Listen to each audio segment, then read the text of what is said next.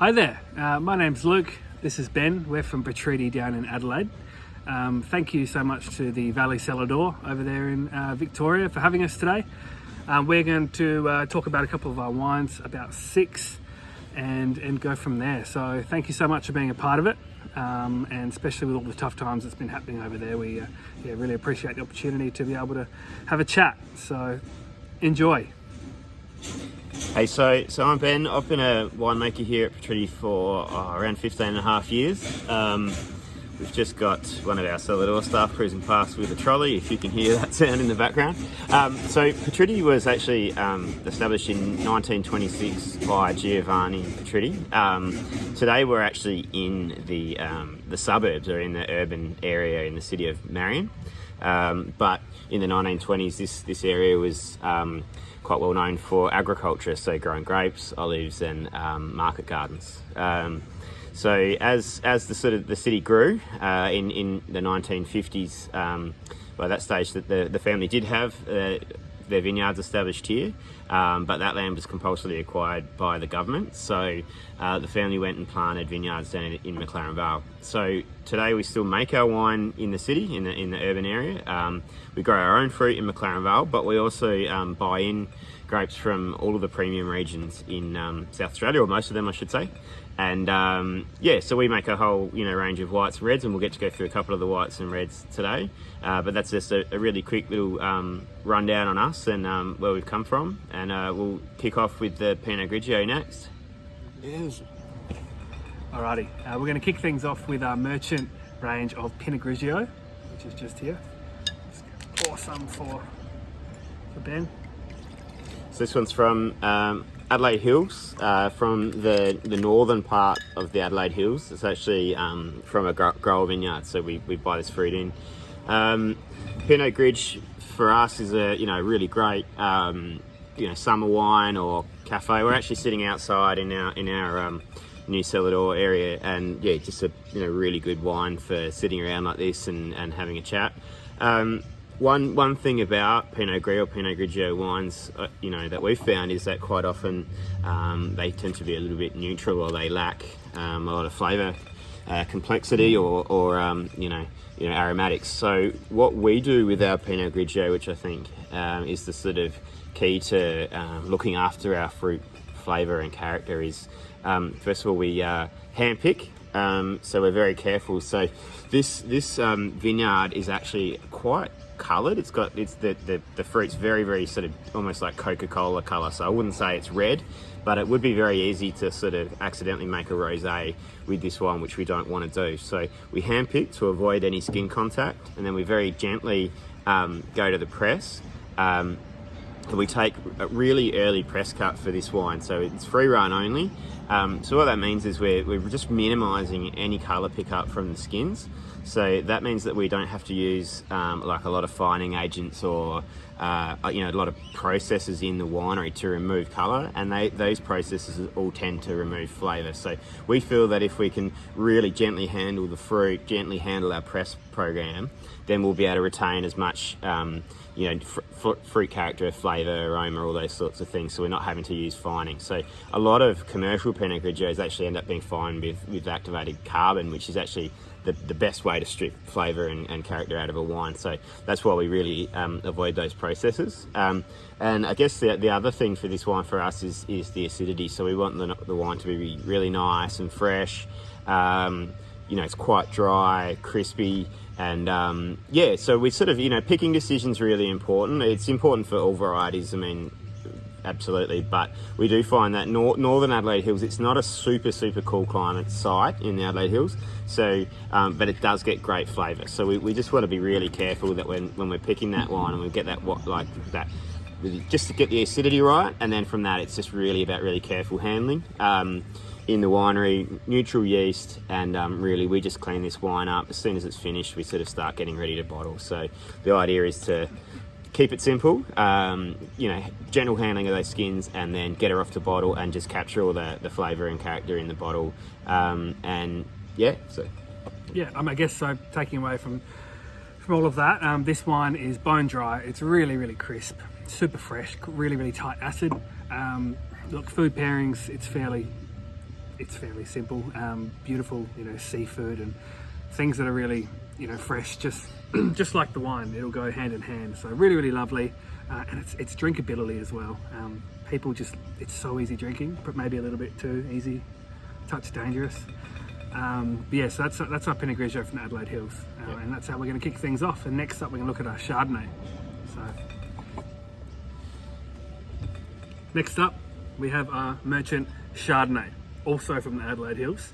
We'll let Ben get into this one as well. I do like to actually get into this wine Same. in quite significant volumes. Yep. So Quality control. Adelaide Hills again. This one's actually a blend of two vineyard sites. One up in the northern Adelaide Hills in Kersbrook, which is the same vineyard site as where the Pinot Grigio comes from, and also we take some fruit from down at sort of Kaipo, which is down in the southern part of the Adelaide Hills, and a fair bit cooler. So basically, the blend varies, but generally it ends up sort of being 60-40, 50-50, something like that, blend of the two vineyard sites. So we find that the Kersbrook vineyard, really great fruit, nice citrus, and the Kaipo vineyard, great acidity. So that allows us to sort of have a little bit more winemaking control, or a bit more ability to play with the wine. I love Shardy, huge fan of Shardy, and I like a barrel fermented Shardy, that's for sure. But with this one, we are using generally up to 60 or 70% new barrels. It does, vary from blend to blend, and we are using puncheons, so we're using a 450 or a 500 litre barrel, all French oak. But what we really want is the fruit to be the main feature of the wine. So we want the oak to sort of be in support of the fruit. We don't want the oak dominating and any other winemaking. So we actually play around with different treatments in all of the barrels. So we use some wild fermentation where we don't inoculate. We also do inoculate some barrels, and we actually use some yeast which we buy. They're commercial yeast strains, but they're designed to mimic wild yeast, and the reason why we do that is we make a lot of red wine here, and we use one quite strong yeast strain here for all of our reds pretty much. And really anything that comes through this winery will probably end up being fermented by that yeast strain. So we actually feel that we get more of a natural type yeast strain, or a wild type yeast fermentation character, by using cultured yeast. So that's kind of, I guess that's an oxymoron or whatever. But so yeah, look, basically, 60 to 70% new barrels generally, around about 9 months in oak. Some barrels will go through malolactic fermentation. So what we tend to do, so that we get a good option for all of our barrel types, our barrel ages, and the two vineyards, is we actually go down one side of the barrels and inoculate them for malo, and the other side we actually sulphur up after primary fermentation. So we've got lots of combinations to play with. So blending for this wine is one of our, I guess, bigger tasks on the blending bench. Something like the Pinot Grigio, we generally only make that in one tank, single vineyard. So there's not a lot of choice there. With this one, lots of choice. Getting that oak level right. We always also keep some Chardonnay in stainless steel as well, so that if we have a selection of barrels that we really like and we really want to use them in the blend, but we're worried that maybe the oak might be a little bit overpowering or over dominant, we've just got a little bit of stainless steel stuff that we can blend back in there. So for us, it's really keeping the wine fresh and lively as well. So again, it's about acidity and picking decisions, and that's where the vineyard that we use in Kaipo is very, very handy. And also when we are using malolactic fermentation in half the barrels, we are very careful. So we generally don't let that go all the way through. So in a lot of parts of the world, as you probably know, malo is required to soften acidity or whatever. We don't have that situation here, in South Australia in particular, that even in cool climate in the Adelaide Hills, we do have to be very careful to keep our natural acid and keep the wines really fresh and lively. And I think that's sort of really today's oak Chardonnays are really about making sure that the wines don't get dull and flabby and over oaked. And hopefully that's what we achieved with this one. So what's the overall amount of oak, did you say? How long is it? Yeah, so it's probably blend to blend, it's probably 60 to 70% new, and for about 9 months. And then there'll be like a blend of 1, 2, 3 year old barrels, whatever's required. But generally, it normally ends up being about 60 or 70% new barrels, and around about 9 months. I mean, we'll taste the wine really quite often. and always just make sure that we're really happy with the way it's developing, and the oak integration and all that. So what we'll find is with reds as well, but Shardy or whatever, a couple of months in barrel, the oak impact is really quite high, and it's not in balance and harmony with the wine. So you need to sort of keep tasting it and making sure that when the wine comes together, that's all right. And it tends to be around about 9 months that we feel. But what we don't want to do is leave the wine kicking around in oak for too long and starting to sort of oxidise or excessively develop, because again, we're just about that freshness and keep it vibrant. Yeah, absolutely. This Chardonnay definitely bats above its average. I think it could easily be $20 or $30 more. Quite comfortably. Chardonnays, it can be a bit of a hard sell in the market. Some people are, they ABC, anything but Chardonnay. I actually love selling wine to those people and showing them these sorts of varietals in blind tastings, because it's just such a stunning wine. In terms of, on the nose, it's really aromatic and really, really fresh, but on the palate, a little bit creamy, but it's got some beautiful fruit as well. If we're going to do a food pairing with this, I mean, we could go something like a lighter white meat, pork belly, roast chicken, maybe even some garlic prawns. Let's get crazy. But yeah, Ben and I love to have a Shardy party. It's such a cracking wine, so I hope you guys enjoyed that. Alrighty, into the red bracket. So the first red we're going to look at today is Marion. It's a blend of Grenache and Shiraz. So the Marion vineyard's actually an urban vineyard, so it's actually one of the last remaining vineyards in the area where our winery is today. So it's actually owned by the city of Marion, by the council that we're in, and we lease the vineyard off them. So it's considered to be the oldest urban vineyard in the world. So there's older vineyards in the whole world. Yeah, so there's older vineyards in South Australia. There's older vineyards in the Barossa and McLaren Vale, but planted 1907 and still on its original roots. So it is believed to be the oldest urban vineyard in the world. I'm still waiting for someone to jump out and prove us wrong, but so far no one's done that. So that's pretty exciting. It's about 114 or so years old now. Is that right? I don't know. Don't take my maths. Anyway, it's something like that. It's 100 and something. So it's about 1 hectare of Grenache and a fair bit smaller parcel of Shiraz at the back.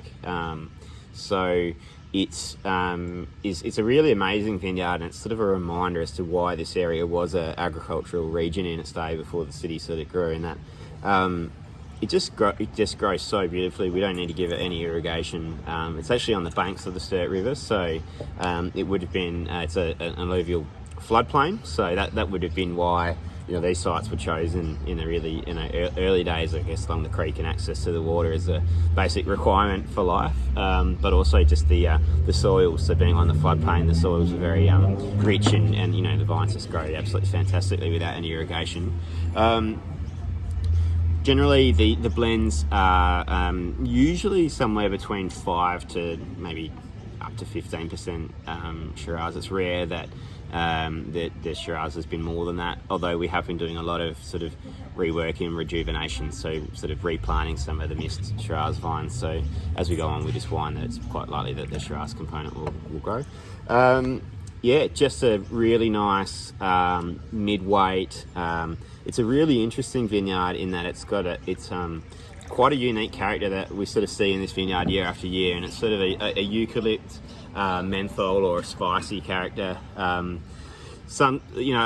Love, wine writer here, described the character of the wine as like walking into an Indian grocer. So they sort of spices and there is a very big gum tree there, so that is actually possible that the gum tree does contribute to this eucalypt character. But we just talk about it as the Marion Vineyard character here is spicy fruit, spicy lips, I should say.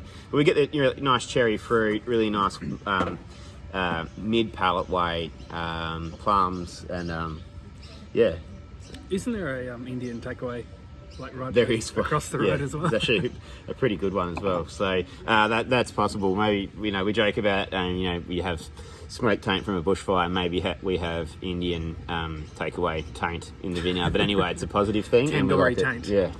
So basically what we do as far as winemaking goes, so we co-ferment, that we just pick it, and we just really want to show this vineyard and let this vineyard do its thing. So really basic winemaking: crush and destem, usually about 7 days on skins, settle, malo and tank, and then off to barrel. So really basic stuff. We just want the vineyard to be this vineyard and show what it's like every vintage.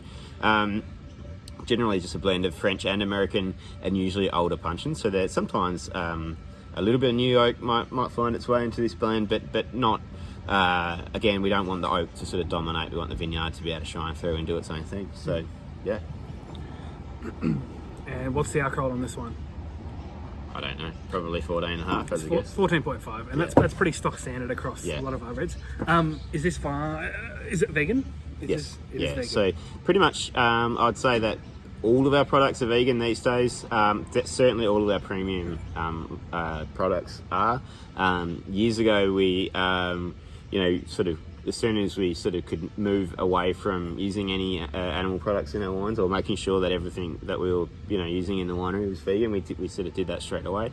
And yeah, we want everyone to be able to enjoy the wine, so that's really important. But also, we just want to make sure that if you don't need to chuck something in there, don't. And that's sort of our philosophy in the winery. So trying to let these vineyards and let the wines do the talking. Yeah, it's a really beautiful wine. It's not, I wouldn't call this wine our flagship, but in some ways it kind of is a flagship for us as well. A lot of people drive past. It's on a road called Oaklands Road down here in Adelaide, and a lot of people recognise this vineyard. And when we say that this is the Marion Grenache Shiraz, a lot of people are like, driven past that hundreds of times. So yeah, just a really beautiful wine. Beautiful, quite fruit driven. It'll go down for the next 10 years comfortably, depending on the vintage. And I hope you enjoy that one as well. Okay, next up, we have our Discovery range with a couple of reds. So we have a Saperavi and a Trincadera.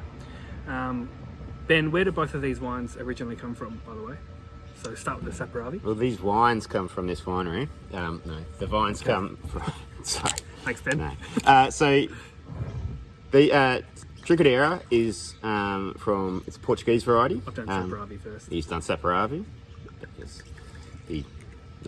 Should we just... Let's just keep going. All right, so Saperavi is the principal red grape variety from Georgia in Eurasia. So basically, one of the winemakers that was working here at the winery before my time, Lado Azanashvili, an absolute legend of Georgian winemaking and a flying winemaker. He was really, has always been really passionate about Saperavi and thought that it had a place to work and grow in Australia. And so he basically, the family had a grower in the Barossa who was growing Riesling, I think, for decades for the Patrittis. And they were just interested in putting in something new and different. And he just happened to be here one day and having a chat, and Lado suggested putting in the Saperavi. So they did, and we're very grateful that they did, because it's just an absolutely amazing wine. It's an amazing variety to work with. So there's probably, I don't know if there might be 15, maybe even more by now, producers working with Saperavi. So it's been really interesting to see how the variety's progressed over the years. This vineyard's, I think, getting up towards being 20 years old now, so it's sort of matured into itself, and we're really starting to see what it does. So basically, Saperavi is a Tentenier. I'm probably saying that wrong, pronouncing that wrong, but sounds good. Variety that means that the actual flesh and the juice has some colour in it. So it's not crazy red like some of the American hybrid varieties, or the American non-Vitis vinifera varieties are really red. But this is just, if you squeeze a bunch of Saperavi grapes, it's always got a little bit of colour, and there's a little bit of colour in the peduncles, sort of on the vine, and in the rachis on the bunch. So basically, I believe roughly that the word actually Saperavi actually translates to dye or stain in Georgian. So it's obviously widely acknowledged that it's a really coloured variety. So it can make very, very big, very, very powerful wines. When we first started working with it, we were sort of like, working skins quite hard and been really excited about making really big, huge wines, but the wines were just absolutely massive. So we actually go quite gently with it now, and we still make really big, really full-bodied wines. They just have the potential to be actually drinkable. So that 2009 vintage I tried not that long ago, and the wine was still huge with a really solid tannin structure. So so great colour. I would describe the tannins as being similar to Cabernet in the way that they're very lineal and structural, but they don't have that sort of Cabernet hole. Really straight through it, down the mouth, really solid, rigid structure. Characters, we often try to describe what the Saperavi character is, and a lot of the producers, we get together every 2 years and taste each other's wines and sort of try to put our finger on that. And one for me that comes up is actually beetroot. So it's got like a rich, ripe character, but it's also very earthy. So that's just, to me, beetroot's coming out of the ground. But we actually bottle in our bottling line and contract bottle some beetroot juice. And one day I tasted that, and I'm like, that's it. That's the Saperavi character. But it's also got a lot of everything. So during ferment, we get a lot of cassis, blackcurrant kind of character, and I see that in the wines. But I definitely sort of think there's this other Saperavi really dominant. So it's a really dark fruit, but it's sort of, it has a richness, but also this that earthiness that kind of brings it back, and it makes it a little bit more savoury. Sometimes you smell the wine, you think, oh, this is going to be a real sort of fruit bomb thing, but all of a sudden you got the sort of power of it. So yeah, great stuff and really good fun to work with. You're on the drink, or? Yeah, I poured the drink already. Yeah, I think so. Saperavi, it's an alternative varietal. We probably would put it in the emerging alternate variety because, as Ben said, there is a little bit of it kicking around, and more people are starting to play with it. This one though, Trincadera, I'd never even heard of Trincadera before starting here. It's super uncommon. Both of these wines come from what region as well? Barossa. The Barossa Valley. Yeah. So, this one, the Trincadera came to us because, we were just on the weighbridge one year, and one of the truck drivers that brings down fruit just said that his son has bought this new vineyard up in the Barossa, and there's some stuff out the back there, and they don't really know what it is. Could we use it? And we said, well, it's from the Barossa, it's red. Yeah, we'll have a place, see what we can do with it. And so it came down. It turned out that they believed it was called Tinta Amarella. So went off, made the wine, really interesting wine, really excited about it. It's sort of got these almost like a dried potpourri forest floor or tobacco type characters, beautiful round tannins.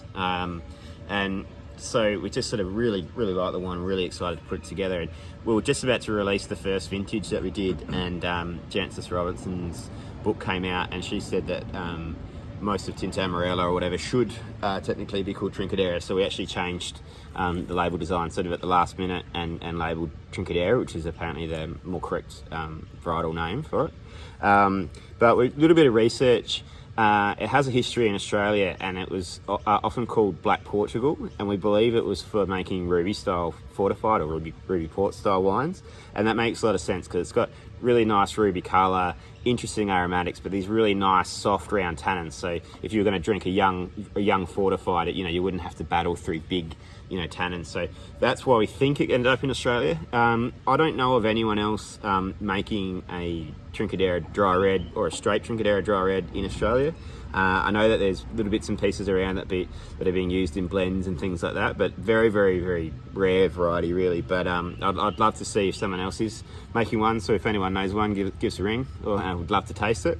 But it's just a really fun one to work with. Both of these alternate varieties or emerging varieties, or this one's not really emerging because no one's got any of it, and it's not doesn't seem to be seeing any more of it. But is that they're both really interesting and unique wines in their own right. So we sort of see a lot of different varieties in Australia have been planted because someone's ancestors come from some part of the world and that's what they grow there, and so they've really loved that or whatever, or people just wanting to make a wine like they love from Europe, but it's often it doesn't really work in our climate, or often we get a pretty boring, or wines which really should have probably, or vineyards which should have been Shiraz or something anyway. But I think in the case of both of these, we're really lucky that they sort of bring their own character. They're really quite unique and definitely worth having a try. So sort of wines that often they'll sell themselves to someone who's interested or out to try new things. Saperavi or either of these really awesome if someone's having a game of wine options and they want to absolutely destroy their friends, because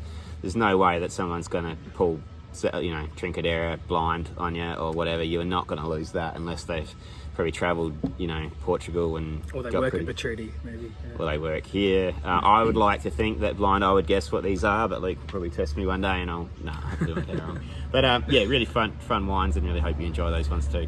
Yeah, I think especially the Trincadeira, I mean, probably the easiest selling point for me is the fact that I want to say 9 out of 10 people have never even heard of the varietal. So, as you said, people that want to play around and have wine options is definitely one selling point. But yeah, I think people it's fun, and people want to try things they've never heard of before. And I think it's still that probably light to medium bodied wine. Lots of fruit, really savoury finish, almost this beautiful salty finish as well. Really good food wine too. So I love drinking this one, both of them. So, did you guys have any questions? No? All right. Oh, okay, we'll move cool. on. All right, fine. That's weird. Alrighty. The last wine we're going to look at today is our 181 Grenache. Take it away. It's section 181 to you, Luke. Sorry. So that's actually named after the address of the vineyard in Patritti. So when the vineyards here at the winery were compulsorily acquired in the late 50s, the Patritti family went up and purchased land in McLaren Vale and planted 2 vineyard sites, and one of those is at Patritti at section 181, which is on the corner of Branson and Bayless Road. Planted, I think, early mid 60s.